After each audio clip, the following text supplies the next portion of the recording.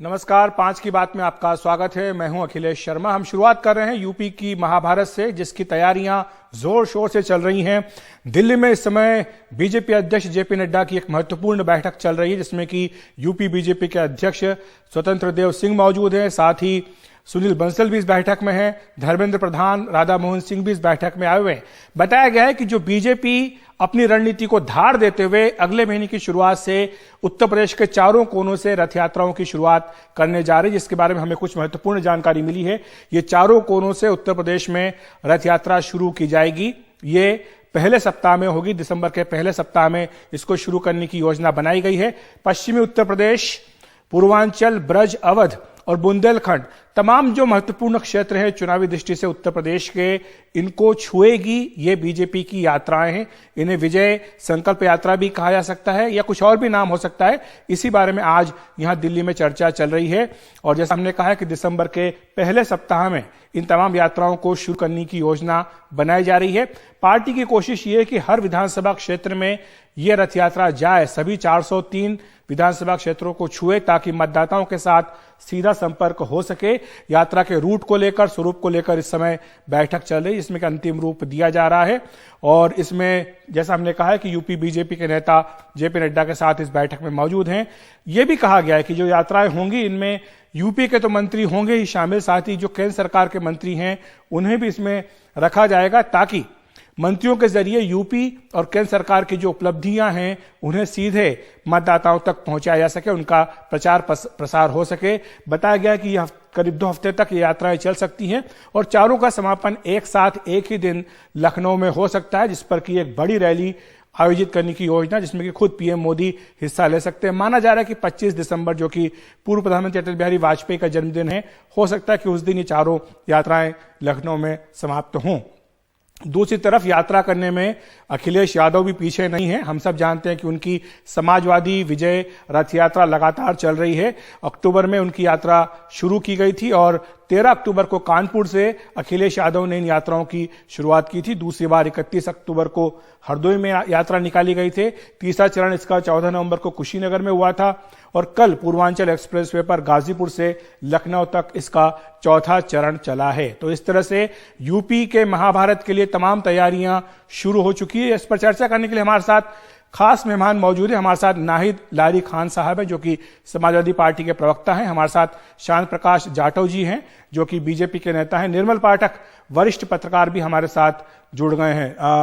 नाहिद जी, मैं माफी चाहता हूं, मैंने आपको साफ बोल दिया था, मुझे थोड़ा सा कंफ्यूजन हो गया था, लेकिन मैं आपसे यह समझना चाह रहा था कि ये जो यात्राएं आपने निकाली और अब बीजेपी निकालने जा रही है, किस तरह से इसको आप लेंगे? क्योंकि कल हमने देखा था कि गाजीपुर में, जहां पर कि पूर्वांचल एक्सप्रेसवे को पीएम मोदी जनता को समर्पित करके आए थे, वहीं से आपने अपनी यात्रा का चौथा चरण शुरू किया। सीधे तौर पर यह संदेश देने की कोशिश कि जो पूर्वांचल एक्सप्रेसवे है वो दरअसल अखिलेश यादव का बनाया हुआ है, समाजवादी पार्टी का बनाया हुआ है। अखिलेश जी, मैं तो इस आपकी पूरी बात सुनकर एक गाना अभी अभी बैठे बैठे मैंने बना लिया, हालांकि मैं इसमें बहुत अच्छी नहीं हूं। मैं अपनी बात की शुरुआत इससे करना चाहती हूं कि आगे आगे चले अखिलेश जी, पीछे पीछे सारा जमाना, और सबसे पीछे चल रही हिचकते बिचकते लंगड़ी चाल से बीजेपी गई है बहुत पिछड़। माननीय अखिलेश यादव जी की विजय रथ यात्रा हजारों किलोमीटर आगे निकल चुकी है। और ये जो बीजेपी सब कर रही है, मीटिंगें, बैठकें और जो यात्राओं की जो इन लोग ने रणनीति बनाई है, ये आखिर सपा की नकल में तो की है, लेकिन नकल के लिए भी तो अकल चाहिए होता है अखिलेश जी। अब आप ये समझे कि समाजवादी पार्टी के राष्ट्रीय अध्यक्ष माननीय अखिलेश यादव जी सहित पूरी समाजवादी पार्टी बरसों से, सालों से जनमानस के बीच में है। अखिलेश जी डायरेक्ट लाखों लाख जनमानस से डायरेक्ट रूबरू हो रहे हैं। अभी आप देखिए कि कल ही किस प्रकार से मात्र 12 घंटे पहले के आह्वान पर लाखों लाख की संख्या में जनमानस गाजीपुर से, आजमगढ़ से लेकर लखनऊ तक जनमानस सड़कों पर उतरी। और आप ये देखिए कि जनमानस ने जो है इस कड़कड़ाती ठंड में रात्रि जागरण भी कर लिया। मतलब भारत की राजनीति के इतिहास में एक नया अध्याय लिखा। जनमानस ने रात्रि जागरण करके माननीय अखिलेश जी की एक झलक पाने, देखने और सुनने के लिए किया। अब आप ये समझे कि इससे स्पष्ट संकेत दे दिया जनमानस ने कि 2022 में सपा की पूर्ण बहुमत की सरकार। ठीक है नाई जी, दावे तो खैर सभी अपनी अपनी यात्राओं को जीत को लेकर करते हैं, जाहिर सी बात है कि आप भी करेंगे ही। और जो नतीजा होगा वही बताएगा कि नाव में कितनी सच्चाई। इनायत जी, मैं आपको रोकूंगा क्योंकि शांत प्रकाश जाटव जी हमारे साथ जुड़े हुए हैं। शांत प्रकाश जी, बीजेपी अपनी ओर से चुनावी रणनीति को अंतिम रूप दे रही है। सूत्रों से जानकारी मिली है कि बीजेपी भी यात्रा निकालने जा रही है, लेकिन जो यहाँ पर समाजवादी पार्टी की प्रवक्ता है वो ये कह रही है कि आप नकल कर रहे हैं, आप दरअसल पीछे पीछे चल रहे हैं। जहां अखिलेश यादव पहले पहुंच चुके हैं उनके पीछे जाने की आप कोशिश कर रहे हैं।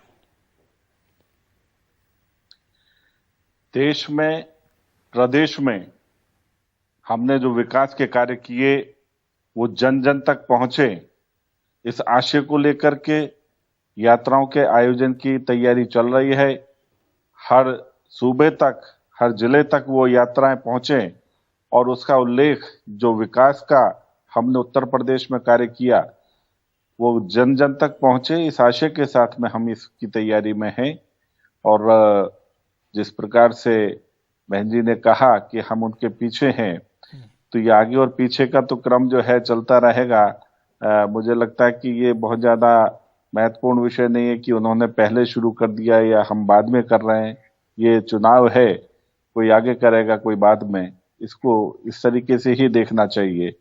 कुछ कहीं रैली में आगे वो बढ़ गए या पहले उन्होंने शुरू कर दी तो ये पीछे रह गए, ऐसा नहीं है। उत्तर प्रदेश की जनता विकास को लेकर के वोट देने वाली है। ये सड़कों पर जो आप लोग उत्पात और नौटंकियां कर रहे हैं, इनसे कोई फर्क नहीं पड़ने वाला। आप विषय जनता तक क्या पहुंचा रहे हैं उसकी आवश्यकता है। इन्होंने कोई ऐसे काम नहीं किए जो जनता तक वो जाकर के कहें। भारतीय जनता पार्टी ने जो विकास के काम किए हैं उसकी चर्चा हम लोग जब पब्लिक के बीच में जाकर के करेंगे, वो वोट में तब्दील होगी। और उसी का, उसी रैली का एक महत्व। लेकिन आपके पास आने से पहले मैं निर्मल पाठक जी के पास जाना चाहूंगा। संपादक हैं, भाषा के वरिष्ठ पत्रकार है, बहुत नजदीक से देश की राजनीति को, उत्तर प्रदेश की राजनीति को देखते हैं। निर्मल जी, आप किस तरह से लेते हैं जो यात्राओं का दौर शुरू हो रहा है उत्तर प्रदेश में? सपा की प्रवक्ता कह रही हैं कि अखिलेश यादव इसकी शुरुआत कर चुके हैं। जाटव जी बोल रहे हैं कि इस बात से फर्क नहीं पड़ता कि पहले सड़क पर कौन उतरा, लेकिन ज्यादा बड़ी बात यह कि जनता तक पहले अपनी बात कौन पहुंचाता है।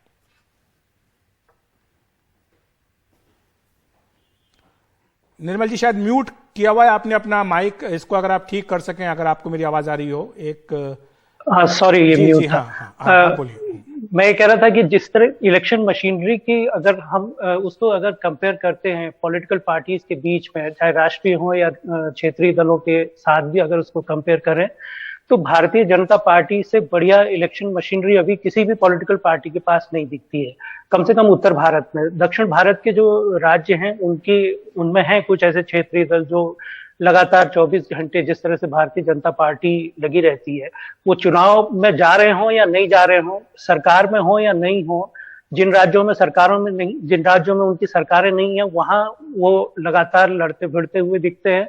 एक तमाम हर तरह का कोई सा भी इलेक्शन, क्योंकि हर 6-8 महीने में एक इलेक्शन तो होता ही है, चाहे वो स्थानीय लेवल स्तर का हो या प्रदेश स्तर का हो, उसमें वो लगातार अपने को मजबूत करते रहते हैं। अपनी जो उनके वर्कर हैं उनको वो कुछ ना कुछ काम दिए रहते हैं। ऐसा दूसरी पॉलिटिकल पार्टीज में फिलहाल दिख नहीं रहा है, और उसी का नतीजा है कि भारतीय जनता पार्टी, जो मैं कह रहा था कि जहां सरकारें हैं उनकी, वहां तो वो उसमें जहां विपक्ष सरकार नहीं है वहां लगातार रहते हैं, जहां सरकारें हैं वहां भी आपको भारतीय जनता पार्टी। लेकिन निर्मल जी, जो कल तस्वीरें आई हैं गाजीपुर से अखिलेश यादव की इस यात्रा की, उसमें हमने काफी जोश लोगों का देखा है, भीड़ भी दिखी है और एक तरह का करंट भी दिख रहा है जो लोग वहां पर इकट्ठा हुए थे। तो क्या इतनी आसानी से हमको खारिज कर सकते हैं कि इनकी तैयारी नहीं है? ये बात जरूर है कि आरोप लगता है अखिलेश यादव पर कि वो जिस तरह से पिछले 4.5 साल में उनको सड़कों पर उतरना चाहिए था वैसे नहीं उतरे। वही मैं कह रहा हूँ, देखिए ये खारिज करने वाली बात नहीं है। अब चुनाव में मुश्किल से 3 महीने का समय रह गया है, और उस समय तो अगर, और सरकार के, क्योंकि पिछले 5 साल से वहां सरकार है, तो सरकार के खिलाफ स्वाभाविक तौर पर कोई भी सरकार हो उसके खिलाफ इतने 4.5-5 साल में नाराजगी होती है लोगों में, एक वर्ग में होगी। और फिर समाजवादी पार्टी के कार्यकर्ताओं को लग रहा है कि इस समय बाकी जो दूसरे और दल हैं वहां, बहुजन समाज पार्टी या कांग्रेस पार्टी, वो उस तरह से सक्रिय नहीं है, और मुख्य विपक्षी दल के तौर पर समाजवादी पार्टी वहां एक मजबूत विकल्प जैसा दिख रही है। तो उसमें जो समाजवादी पार्टी के कार्यकर्ता हैं उनका सड़क पर उतरना अभी इस समय अखिलेश यादव के समर्थन में, और जो सरकार से नाराज हैं वो भी उनके साथ आएंगे, इसलिए ये जोश जरूर दिख रहा है उनका। मैं ये कह रहा था कि जो लगातार पिछले 4-4.5, जैसा आपने भी कहा, उन पर यह आरोप लगा कि पिछले 4.5 साल में वो कहीं नहीं दिखे। हो सकता है वो कर रहे होंगे, लेकिन एक उपस्थिति जैसी उनकी दिखी नहीं।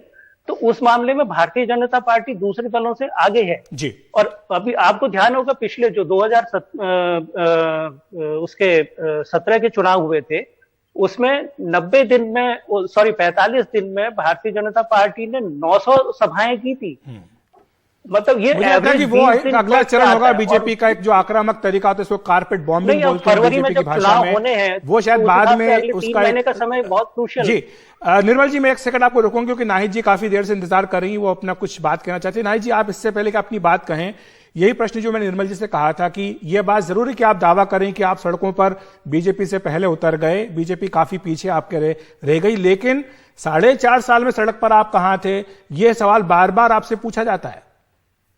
अखिलेश जी, देखिए, इसमें जो है समाजवादी पार्टी की कोई गलती नहीं है, गलती मीडिया की है। सपा तो सड़कों पर सालों से है, जनमानस के मुद्दों को हम पुरजोर तरीके से अखिलेश यादव जी सहित पूरी समाजवादी पार्टी वर्षों से उठा रही है। हमारे तमाम नेता सड़कों पर है, हर मुद्दे को हमने उठाया, चाहे बेरोजगारी हो, महंगाई हो, महिला उत्पीड़न हो, हाथरस कांड, उन्नाव कांड, शाहजहांपुर कांड, लखीमपुर में जिस प्रकार से चीरहरण हुआ, अभी लखीमपुर में जिस प्रकार से भाजपा के गृह राज्य मंत्री के बेटे ने जो है नरसंहार किया किसानों का, हर मुद्दों को हमने पुरजोर तरीके से उठाया। वो अलग बात है कि मीडिया ने हमें कवर नहीं किया, इस पे हमारी गलती नहीं, लेकिन जनता को तो मालूम है कि जो इस वक्त पाठक जी मेरे ख्याल से नाहिद जी, मीडिया सबसे आसान निशाना होता है। मीडिया के बारे में आप कुछ भी बोल के चले जाएं, अपनी नाकामी को आप मीडिया पर डाल देते हैं। नहीं अखिलेश जी, आपकी टीवी ने, आपके चैनल ने भी दिखाया हर मुद्दों को। मैं खुद कई मुद्दों पे रही हूँ, शाहजहांपुर, उन्नाव मैटर, हाथरस मैटर में खुद रही हूँ, आपने दिखाया है, आपके चैनल ने दिखाया। आप शायद भूल रहे होंगे। और मैं पाठक जी की बात से इसलिए इत्तेफाक नहीं रखती, कह रहे कि बीजेपी बहुत मजबूत है, जहां जहां जाती है उनकी इलेक्शन मशीनरी बहुत मजबूत है। तो अभी तो तमिलनाडु, केरला, बंगाल में भी ये लोग गए थे, इसी तरह से रणनीति और बैठकें और मीटिंगें और रैलीज की थी। नतीजा क्या हुआ? तमिलनाडु और केरला बीजेपी मुक्त हुआ और बंगाल में तो बीजेपी की शर्मनाक हार हुई। अब आप ये समझिए कि बीजेपी, जहां समाजवादी पार्टी वर्षों से सड़कों पर है, बीजेपी अभी कमरों में बैठकर बैठकों और मीटिंग तक सीमित है। ये मीटिंग, सिटिंग और अपना मुंह पीटिंग ही करते रह जाएंगे। जनता ने तो इनकी फिटिंग कर दी है, जनता ने तो फिटिंग कर दी है कि अब ये कुर्सी पर नहीं रहेंगे और इनकी फोटो अब दीवारों पर टंगेगी भूत जैसे, यानी भूत भविष्यवाणी कर रही है श्याम प्रकाश जाटव जी, नाहिद जी, आपके बारे में कि आपके जो फोटो टंगे के टंगे ही रह जाएंगे, जनता जो है आपका साथ नहीं देगी, चाहे कितनी बड़ी मजबूत आपकी मशीनरी क्यों ना हो, लेकिन अगर आप अपने ड्राइंग रूम में बैठे रहेंगे, सड़कों पर नहीं आएंगे, तो शायद जनता आपका साथ नहीं देगी। जाटव जी, इसका जवाब आप दें। नाहिद लारी जी जो है, इनको इनफैक्ट क्या है, इनको जानकारी नहीं है। इनकी जो समाजवादी पार्टी है, ये अंतःकलह से ही अभी बाहर नहीं आई है। अभी तो ये खुद ही साबित करने में लगे हुए हैं कि अपने चाचा के साथ में ये किस तरीके से गठबंधन करेंगे। सुन ले बहन जी, एक्सप्रेसवे का आपने इनॉग्रेशन और किस तरीके से अभी अखिलेश यादव जो है, खाटी पूर्वांचलवासी, अभी तो ये झूठा तो लगा रहे हैं कि एक सेकंड उनको अपनी बात पूरी करने दीजिए। आपको भी पूरा समय मिला था, आपको भी पूरा समय मिला था। जाटव जी को भी अपनी बात पूरी कर लेने दीजिए कृपया। सीएम है, वो कार्यक्रम में उपस्थित रहे, लेकिन खाटी यूपी वासी राजनाथ सिंह जी, आपकी बात सुन ली गई है, आपकी बात सुन ली गई। इसका जवाब जाटव जी दे दे, जरा वो भी सुन ले कि वो क्या कहना चाहते हैं। देखिए, कल ही सुप्रीम कोर्ट ने कहा था बहस के बारे में, उन्होंने कहा था कि इससे ज्यादा प्रदूषण होता है। हम नहीं चाहते हैं नाहिद जी की प्रदूषण हो, अपनी बहस बिल्कुल शांत तरीके से होनी चाहिए, इसलिए जाटव जी को अपनी बात कहने दीजिए। आपको भी मैं पूरा मौका दूंगा, जाटव जी अपनी बात पूरी कर लें। देखिए, समाजवादी पार्टी ना इस वक्त इनफैक्ट ये जो रैलियां कर रही है, इससे ये साबित कर रही है कि जो गठबंधन जिनके साथ में इनके होने वाले हैं, उनके साथ में कितनी सीटें इन्होंने आपस में अपने लिए रखनी है। तो ये इस वक्त चुनाव को लेकर के नहीं, बल्कि जो गठबंधन के लिए जो इनके साथ के घटक दल हैं, जिनको ये जोड़ना चाह रहे हैं, जिनके साथ में ये कोई गठबंधन करेंगे, तो भाई इतनी भीड़ मेरे साथ है तो मुझे इतनी टिकटें चाहिए। अभी तो इनका परिवार में ही मेल नहीं है, ये इनका परिवार ही आपस में बिखरा हुआ है। अभी वो एक होगा, उसके बाद में और दूसरे जो दल हैं जिनको लेकर के ये अपने आप को जोड़ करके आगे चलना चाह रहे हैं। तो ये रैली जो है इनफैक्ट ये अपनी पावर बनाने के लिए, ताकि मुझे ज्यादा टिकट मिल जाए, 403 में से ज्यादा से ज्यादा तो होता, ये तो आपकी रैलियों में भी होगा, बीजेपी की रैलियों में भी ये होगा कि जो टिकट के दावेदार होंगे वो ज्यादा भीड़ लेकर के आएंगे। जाटव जी, मैं आपकी बात हो गई, अभी आप जी जाते जाते अपनी बात पूरी कर दें। आप जो कहना चाह रही थी अपनी बात पूरी कर दें। देखिए ये जो यात्राओं का इन्होंने बताया कि 4 कोने से बीजेपी यात्रा निकालेगी, तो किसान तो कह रहा है कि हम पीएम सीएम को धरती पर उतरने नहीं देंगे, भाजपा का पूर्ण रूप से सफाया करेंगे। महिलाएं अलग आक्रोशित हैं, गांव में और बस्तियों में बीजेपी के मंत्री एमपी एमएलए को घुसने नहीं दिया जा रहा है, खदेड़ा जा रहा है, कालिक पोती जा रही है। और अभी 2 दिन पहले पीएम सीएम की वही पूर्वांचल एक्सप्रेसवे में जो कार्यक्रम था, सरकारी कार्यक्रम में, उसमें भीड़ जुटाने के लिए आदित्यनाथ ने सरकारी खर्च पर 2000 सरकारी रोडवेज की बसों का इस्तेमाल किया, खाना पीना अलग फ्री में दिया। तो ये स्थिति है भाजपा की। अरे ये वो पार्टी है जो शमशान घाट तक नहीं बना सकी। शमशान घाट में इन्होंने भ्रष्टाचार कर दिया, नवनिर्मित शमशान घाट की छत ढह गई और बड़ी संख्या में राम भक्तों की मृत्यु हो गई, खून की होली खेली गई राम भक्तों के साथ, धरती खून से लाल हो गई। तो ये सारे मुद्दे हैं नायक जी जो इन यात्राओं के दौरान उठाए जा रहे हैं। शुक्रिया आपका अपनी बात रखने के लिए। जाटव जी आपका भी धन्यवाद हमारे साथ जुड़ने के लिए। निर्मल जी माफी चाहूंगा, आपको ज्यादा समय नहीं दे पाया, लेकिन हमारे पास अभी समय इतना ही है। हम एक ब्रेक ले रहे हैं। ब्रेक के बाद विपक्ष के विरोध के प्रदर्शन के बीच उपराज्यपाल ने दिया हैदरपुरा मुठभेड़ की जांच के आदेश।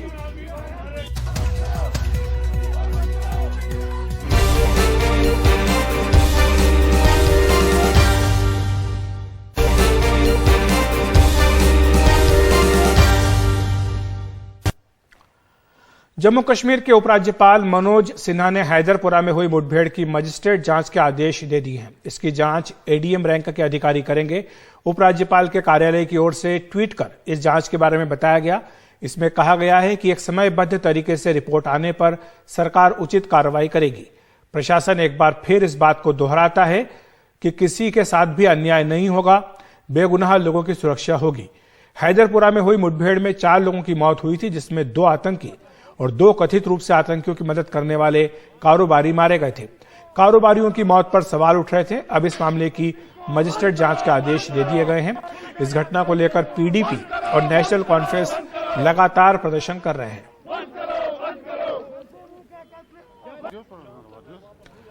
इस बारे में अधिक जानकारी दे रहे हैं हमारे सहयोगी राजीव रंजन। श्रीनगर के हैदरपुरा इनकाउंटर की मजिस्ट्रेट जांच की जाएगी। जम्मू कश्मीर के उपराज्यपाल मनोज सिन्हा ने अपने ट्वीट के जरिए कहा कि किसी के साथ अन्याय नहीं होने दिया जाएगा। आपको ये बता दें कि उपराज्यपाल ने मजिस्ट्रेट जांच के आदेश तब दिए जब हैदरपुरा में उस सोमवार को जो इनकाउंटर हुआ था आतंकियों और सुरक्षा बलों के बीच में, उसमें 2 आतंकी तो मारे गए थे, साथ में 2 आम नागरिकों की भी मौत हुई थी। इसको लेकर श्रीनगर में जबरदस्त प्रदर्शन हुए।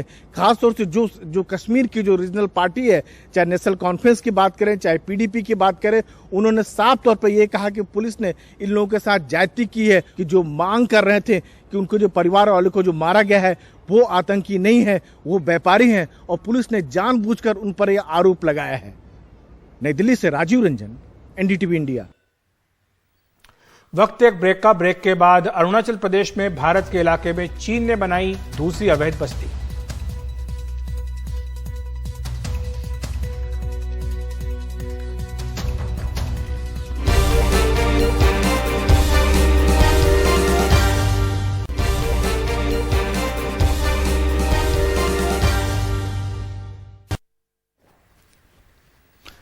अंतर्राष्ट्रीय सीमा और एलएसी पर चीन लगातार उकसावे वाली कार्रवाई करता रहता है। इसका एक और उदाहरण हम आपको दिखाते हैं। एनडीटीवी को कुछ नई ताजा तस्वीरें सैटेलाइट की मिली हैं, जिसमें साफ दिख रहा है कि चीन ने एलएसी के उत्तर में अंतर्राष्ट्रीय सीमा में उस इलाके में जिस पर भारत का दावा है, जो भारत में पड़ता है, उस पर एक नई बस्ती बना ली है। ये तस्वीरें आप देख सकते हैं। अरुणाचल में चीन ने ये बस्ती बनाई है। भारत की सीमा के अंदर पड़ती है, यानी अरुणाचल प्रदेश की सीमा के अंदर ये बस्ती पड़ती है, लेकिन एलएसी के उत्तर में है। ये बताना जरूरी है कि 2019 में इस इलाके में कोई इस तरह की बस्ती नहीं थी। 1 साल के अंदर 2020 में इस इलाके में ये इस तरह की एक रिहाइश दिख रही है, जिसमें करीब 60 घर, 60 निर्माण दिख रहे हैं। हालांकि ये अभी स्पष्ट नहीं है कि इसमें लोग रहते हैं या नहीं, लेकिन निर्माण यहां साफ दिखाई दे रहा है। ये जो पूरा इलाका है, ये उस गांव से करीब 93 किलोमीटर दूर है, जो हमने आपको जनवरी में बताया था। उसे भी चीन ने एलएसी के उत्तर में अपने कब्जे वाले इलाके में बनाया था। तो ये एक तरह से चीन की उकसावे वाली कार्रवाई है। आपको अगली तस्वीर दिखाते हैं कि 2019 में और अब में क्या अंतर था। मार्च 2019 तक इस इलाके में चीनी बस्ती नहीं थी, इस तरह का ये इलाका दिखता था। लेकिन मार्च 2020 में जो आपको अगली तस्वीर हम आपको दिखाएंगे, अंतर आपको स्पष्ट हो जाएगा कि किस तरह से मार्च 2020 में यहां पर वो निर्माण नजर आने लगा। आपको अगली तस्वीर में ये स्पष्ट होगा जब हम दोनों तस्वीरों को साथ साथ रखेंगे। तो 19 मार्च 2019 की तस्वीर में आप देख सकते हैं वहां कोई रिहाइश नहीं थी। 20 सितंबर 2021 की जो तस्वीर है वहां पर ये निर्माण दिख रहा है, यानी ये निर्माण पिछले कुछ समय के अंदर ही हुआ है। ये भी मान सकते हैं कि जो कोरोना का दौर था उस दौरान ये काफी निर्माण यहां पर हुआ है। ये वो इलाका है जो भारत का इलाका है, अंतर्राष्ट्रीय सीमा में जो मैप है सर्वेयर जनरल ऑफ इंडिया के, उसमें भारतीय सीमा के अंदर पड़ता है, लेकिन एलएसी के उत्तर में है, यानी वो लाइन जिसके दूसरी ओर उत्तर की ओर चीन का कब्जा है। आपको अगली तस्वीर हम आपको दिखाते हैं, यहां पर किस तरह से निर्माण आपको साफ दिखेगा। ये जो भारत सरकार का मैप है, सर्वे जनरल ऑफ इंडिया का ऑथेंटिक मैप है जो भारत सरकार जारी करती है। इसमें आपको देख सकते हैं जो नीले रंग से बिंदु दिख रहा है, यहां पर चीन ने वो बस्ती बनाई है और एलएसी इसके दक्षिण में है और ये अंतर्राष्ट्रीय सीमा से करीब 6 से 7 किलोमीटर के अंदर है। अगली तस्वीर हम आपको दिखाते हैं अरुणाचल के ही मैप पर, यह भी भारत सरकार के मैप से, सर्वेयर जनरल ऑफ इंडिया के मैप से लिया गया है। अरुणाचल प्रदेश के जो तमाम जिले हैं उसमें ये दिख रहा है, तो ये शियोमी जिले में पड़ता है अरुणाचल प्रदेश के, जो सीमांत जिला है। और एलएसी के, आपको बताना जरूरी है, एलएसी के उत्तर में ये बस्ती है जिस पर चीन ने कब्जा किया हुआ है। अगली तस्वीर हम आपको दिखा रहे हैं, यहां पर किस तरह से चीन ने जो निर्माण किया उसमें कैसे वो दावा करने के लिए एक इमारत की छत पर उसने अपना झंडा छापा हुआ है। आप देख सकते हैं गोल निशान जो है उसके अंदर एक इमारत है, इसकी छत पर उसने अपना निशान पेंट किया हुआ, अपना झंडा जो है उसे पेंट किया हुआ है। ये उसकी एक ऑब्जर्वेशन डेक के काफी करीब है और यह बताता है कि चीन की मंशा क्या है। अगली तस्वीर हम आपको दिखाते हैं इसी से जुड़ी हुई, ये 20 सितंबर 2021 की ये मैक्सर और प्लैनेट लैब्स से ली हुई तस्वीरें हैं जिनसे हमने इस बात की पुष्टि की है कि चीन ने इस इलाके में निर्माण किस तरह से पिछले कुछ समय में बढ़ाया है। एक और गांव की तस्वीर हमने आपको जनवरी में दिखाई थी, वो भी इसी तरह से चीन ने इस इलाके में बनाया था। तो ये चीन की उकसावे वाली कार्रवाई साफ झलकती हैं। इस पर हमने जब भारतीय सेना से एक आधिकारिक प्रतिक्रिया मांगी तो आपको अगली तस्वीर में हम दिखाते हैं भारतीय सेना ने इस पर जो प्रतिक्रिया दी। लेकिन उससे पहले ये एक और तस्वीर इसी गांव की आप देख सकते हैं, चीनी मीडिया ने जारी की है। जो निर्माण है इसमें बहुत साफ दिखाई दे रहा है, लेकिन अभी इस बात की पुष्टि नहीं कर सकते कि यहां रिहाइश हुई है या नहीं, यहां लोग रहते हैं या नहीं। इस पर जब भारतीय सेना से प्रतिक्रिया मांगी गई तो भारतीय सेना का बयान आया कि आपने जो जानकारी मांगी है उसमें दिख रहे कोऑर्डिनेट्स से आ रही लोकेशन वास्तविक नियंत्रण रेखा के उत्तर में पड़ती है, यानी वो रेखा जिस पर जहां एक तरह से जिसके उत्तर में चीन का कब्जा है और जिसके दक्षिण में भारतीय सेना तैनात है। लेकिन भारत का दावा अंतर्राष्ट्रीय सीमा जो है उस पर है और एलएसी के उत्तर में अंतर्राष्ट्रीय सीमा के बीच में ये बस्ती पड़ती है, अंतर्राष्ट्रीय सीमा से करीब 6 किलोमीटर अंदर। तो चीन की उकसावे वाली कार्रवाई इन सब निर्माण से काफी स्पष्ट है।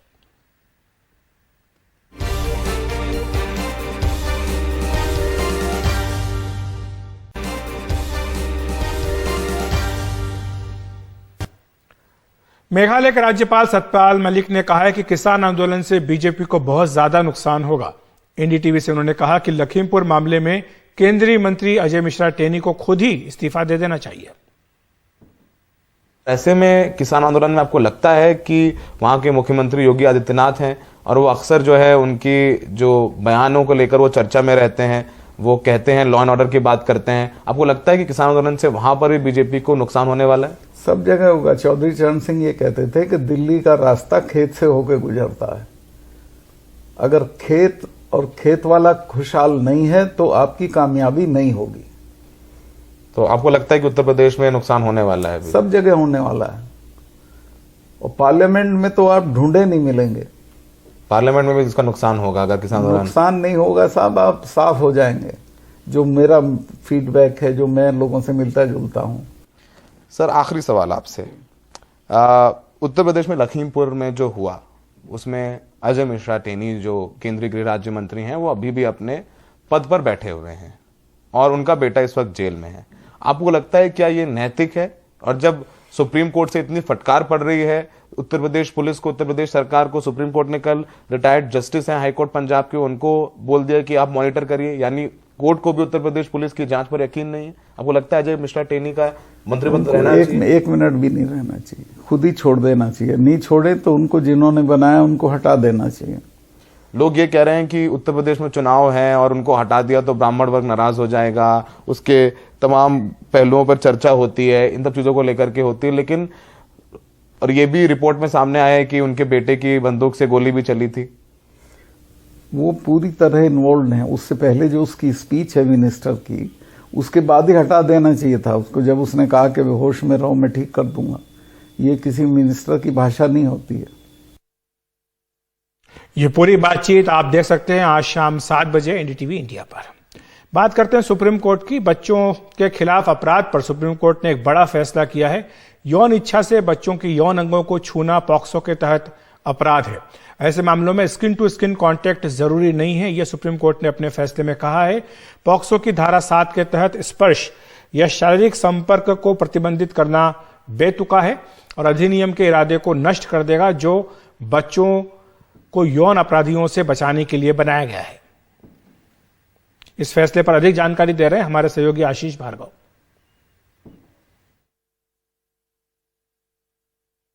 आम आदमी की भाषा में समझे तो पॉक्सो जो एक्ट था वो बनाया गया है, वो बच्चों को यौन शोषण से बचाने के लिए बनाया गया है। कठोर कानून है, कठोर शर्तें हैं, कठोर सजा है। तो यहाँ पर कुछ कानून में बनाते समय कुछ ऐसी चीज़ें रह जाती हैं जो जिनके ऊपर सवाल उठने शुरू हो जाते हैं। जैसे टच की बात कर रहे थे, संपर्क, शारीरिक संपर्क तो लिखा हुआ है, लेकिन शारीरिक संपर्क में एक लकुना था कि वो संपर्क कपड़ों के साथ होना चाहिए, कपड़ों के बिना होना चाहिए। तो यहाँ मुद्दा बॉम्बे हाई कोर्ट की जो नागपुर बेंच थी उसके सामने एक ऐसा आया था जिसमें आरोपी ने कहा था कि उसने जो बच्ची को टच किया, उसके यौन अंगों को छुआ, वो उसने कपड़े के ऊपर से छुआ, तो इसलिए उसे पॉक्सो के तहत यौन हमला नहीं माना जाएगा, बस एक छेड़छाड़ का मामला आईपीसी के प्रावधान के तहत माना जाएगा। इस मुद्दे ने काफी तूल पकड़ा। खुद अटॉर्नी जनरल के वेणुगोपाल सुप्रीम कोर्ट आए इस फैसले के खिलाफ। बहुत सारे संगठन, महाराष्ट्र सरकार भी इस मुद्दे को लेकर यहाँ आई। तो सुप्रीम कोर्ट ने एक लंबी चौड़ी सुनवाई की थी और अटॉर्नी जनरल ने एक बहुत बड़ी बात की थी कि ऐसे तो कल को कोई ग्लव्स पहनकर, दस्ताने पहनकर किसी महिला, किसी बच्चे के यौन अंगों को छुएगा और वो सजा से बच निकलेगा। ये एक बड़ी ऑब्जर्वेशन थी।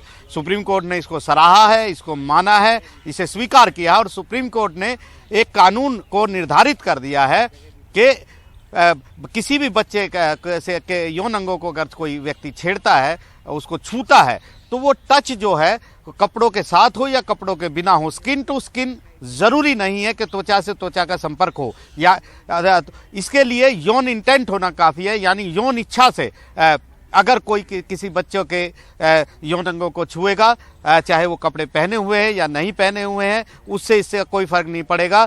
सिर्फ जो इंटेंशन है वो अपने आप में काफ़ी है। ये सुप्रीम कोर्ट ने कहा है कि अगर हमको इस तरीके से परिभाषित अगर करने लगेंगे इस कानून को कि अगर स्किन टू स्किन, त्वचा से त्वचा का संपर्क नहीं है, तो ये यौन हमला बच्चों पर नहीं है, तो ये कानून काफ़ी कमज़ोर हो जाएगा और बच्चों को जो बचाने के लिए कानून लाया गया है उसका कोई मायने नहीं रह जाएंगे। ये बेतुकी बात है, इस परिभाषा को हम शामिल नहीं कर सकते हैं और ये जो है संसद का भी ऐसा इरादा नहीं था कि इसमें बच्चों को इस तरीके से प्रोटेक्शन देने से रोका जाए। तो बहुत बड़ी यहाँ पर एक कानूनी लक्ष्मण रेखा निर्धारित की है, परिभाषित किया है इस कानून को।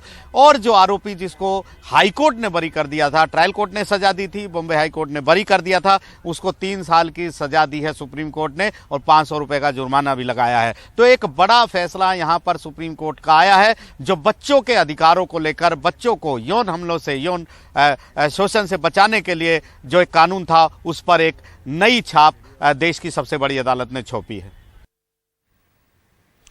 पूरे 20 महीनों के बाद सिखों के पवित्र स्थान करतारपुर कॉरिडोर को श्रद्धालुओं के लिए खोल दिया गया है।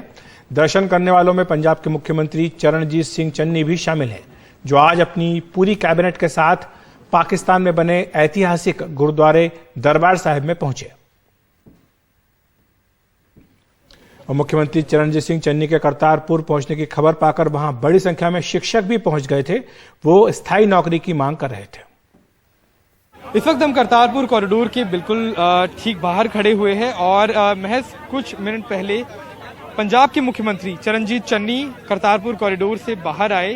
दरबार साहिब गुरुद्वारे में मत्था टेकने के बाद, अरदास करने के बाद वे बाहर आए और एक प्रेस कॉन्फ्रेंस वो यहाँ पर कर रहे थे। उतने में ही पंजाब से कई सारे guest faculty, teachers and professor यहाँ पर आकर उन्होंने नारेबाजी शुरू कर दी। उनकी मांग ये है कि उन्हें उनकी नौकरी की किस तरह से सिक्योरिटी उन्हें चाहिए सरकार की तरफ से, और कई सालों से वे अपने काम कर रहे हैं, बच्चों को पढ़ा रहे हैं, लेकिन आज तक उन्हें कोई भी गारंटी या फिर कोई भी सिक्योरिटी उनके काम को लेकर नहीं दी गई। इनसे बात करने की कोशिश करेंगे समझने के लिए कि आखिर में ये पूरा मुद्दा है क्या, क्यों आए थे, कारण क्या था मेन आपके? सर ਸਾਨੂੰ ਸਰਕਾਰ ਨੌਕਰੀਆਂ ਬਾਹਰ ਕਰਨ ਜਾ ਰਹੀ ਆ, ਜਿਹਦੇ ਕਰਕੇ ਅਸੀਂ ਇੱਥੇ ਆ ਕੇ ਪ੍ਰੋਟੈਸਟ ਕਰਦੇ ਪਏ ਆ।